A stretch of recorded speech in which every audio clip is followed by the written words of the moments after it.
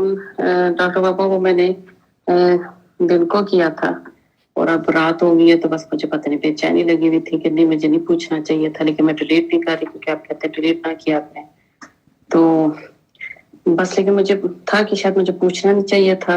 आप आगे मुझे बहुत ज्यादा टाइम दे चुकी हैं, मैं उसी का सच पूछे हक नहीं अदा कर सकती, तो मैं खुद पे बार बार आ रहा था कि मैंने उनको क्यों ये क्वेश्चन कर दिया।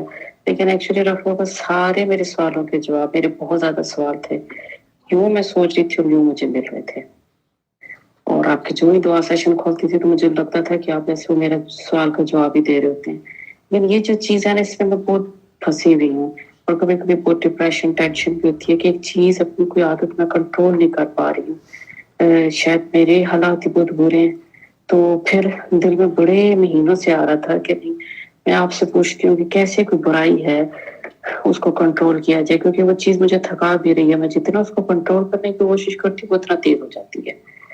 तो मैंने सोचा ये पता नहीं वही बात है कि मेरी तरफ ही बहुत बड़ा मसला ये, तो बस इसलिए सवाल कर दिया। लेकिन सॉरी डॉक्टर बाबा, अगर आपको दिल करे जवाब दे, वरना बेशक ना दीजिएगा।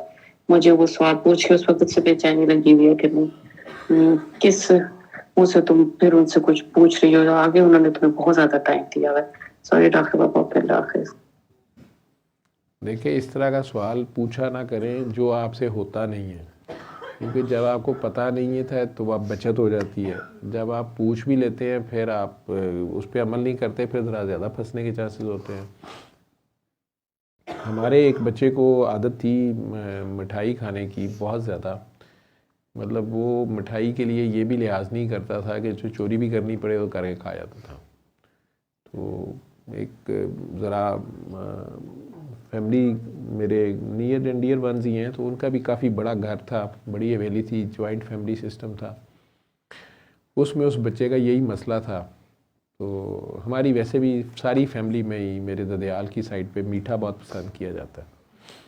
तो अब अगर किसी ने मीठा रखा हुआ था और वो चूहा खा गया है, ठीक है, तो ज़ाहिरी बात है अफरा तफरी तो पड़ती थी कि वो खा पी जाता था इससे ज़्यादा।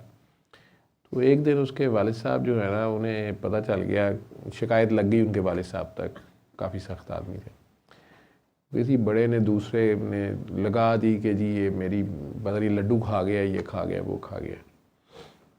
उन्होंने 5 किलो टोकरा मंगाया मिठाई का, और अब ये शहज़ादा जो है ये कभी इधर से आ रहा है कभी उधर से आ रहा है और कह रहा है कि इसमें से मेरा हिस्सा मुझे जल्दी दे दें। उन्होंने कहा तेरा हिस्सा? ये सारी मैंने तेरे लिए मंगाई है, मेरे बड़ा तूने फलां दिन तूने बड़ा अच्छा रिजल्ट लिया, सारी तेरी है। वो बड़ा खुश।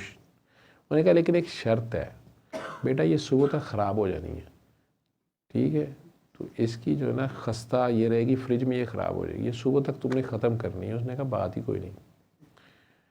लेकिन रात 12 साढ़े 12 बजे तक वो ढेर हो चुका था, आज तक वो मिठाई नहीं खाता, ठीक है।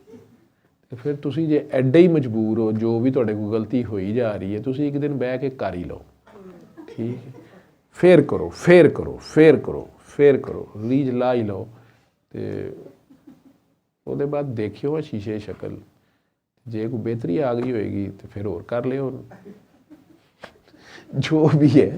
तो आप, मेरा ख्याल है कि एक ये तरीका कर ले कि ना इतनी मजबूर हो, नहीं हो रही, रुक रही और फिर होई जा रही होई जा रही होई जा रही होई जा रही है, तो आप ना ब्रेक लगाएं, आप कर ही जाएं, एक दिन में बैठ के सारा दिन यही काम कर लें, तो उससे भी काफ़ी इफाका हो जाता है।